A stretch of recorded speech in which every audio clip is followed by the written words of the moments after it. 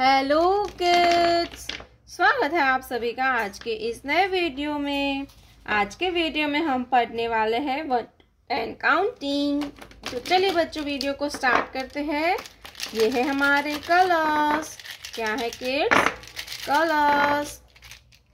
sky blue colour, dark blue colour, orange colour, yellow colour, sea green colour, pink color, light pink color, black color, red color, purple color, green color, brown color, light green color, sky blue color, 1, sky blue color, 1, red color, 1, orange color, 2, orange color, 2, red color, 2, yellow color,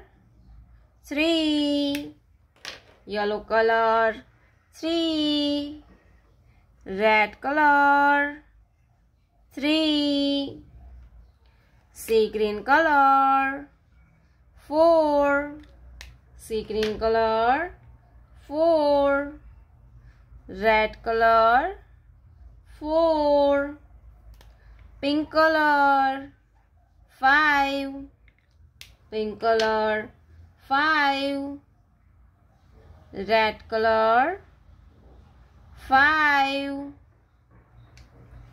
black color, 6, black color, 6, red color, 6, purple color, 7, red color, 7, 7 के बाद आता है 8, green color, number 8, number 8, red color,